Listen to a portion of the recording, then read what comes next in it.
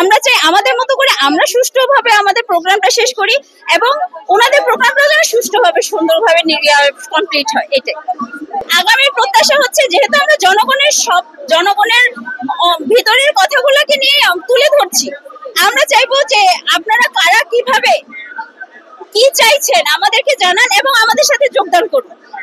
আমরা তো এখানে চাঁদাবাজি হামলা থামলা করছি না, আমরা বাক স্বাধীনতা দিচ্ছি, প্লাস হচ্ছে আমরা আহ্বান করছি আপনারা আসুন, আপনাদের সমস্যার কথা বলুন। আজকে এখানে জাতীয়তাবাদী ছাত্র দলের প্রোগ্রাম করার কথা ছিল, তা আমাদের অনুরোধে তারা যে দৃষ্টান্ত দেখিয়েছে, আসলে এই বাংলাদেশি আমরা চাই, এই ধরনের বাংলাদেশি আমরা চাই। আজকে সফলভাবে তাদের প্রোগ্রামটি শাহবাগে হবে, আমাদের প্রোগ্রামটি এখানে হবে, কোনো ধরনের উস্কানি, কোনো ধরনের মারামারি, ডিল চোরাচুরি ছাড়া। এই যে একটি দৃষ্টান্ত তৈরি হচ্ছে, এটাই আমরা চাই। আসলে এই ধরনের বিনির্মাণের বাংলাদেশের 24-এর আন্দোলনের আমাদের উদ্দেশ্য ছিল, এবং তাদেরকে অসংখ্য ধন্যবাদ জানাই আমাদেরকে সুযোগটি করে দেওয়ার জন্য। তাদের প্রতি আমরা কৃতজ্ঞতা। আজকের এই সমাবেশ থেকে আমাদের প্রত্যাশা, দীর্ঘ 1 বছর পাড়ি দিয়েছি আমরা 24-এর গণঅভ্যুত্থানের আন্দোলনের।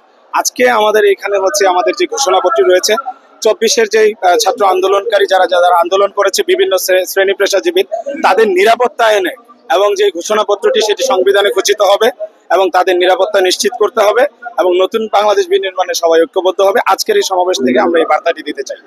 তারা এমন ভাবে দেশ গড়বে, আশা করব যে দুর্নীতিবাজ যারা আছে তাদেরকে যাতে নেক্সট যাতে দুর্নীতি কেউ না করতে পারে, এরকম তাদের কাছে আমার প্রত্যাশা। আর বর্তমান যে সমাজে বর্তমান যারা আছে তাদেরকে দিয়ে আমরা এক পুরো বিশ্বাস আমাদের নেই। আর আমি বিশেষ করে আমি নিজে একজন যোদ্ধা, আমার নিজের মতো করে আমি যোদ্ধা, এবং আমার এই যুদ্ধের মিটে আমি তাদেরকে আমার পাশে চাই।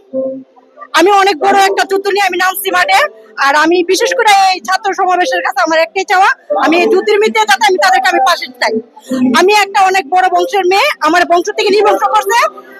আমি তাদের কাছে শুধু একটা অনুরোধ করবো, তারা যাতে আমার পাশে দৃষ্টি আকর্ষণ করে, আর তাদের কাছে আমি এই বিচারটা নিয়ে তাদের কাছে আমি আজকে থেকে অনেকটি সমাবেশে আমি অংশগ্রহণ করছি, কিন্তু তাদের সাথে আমি সাক্ষাৎ করতে পারি নাই।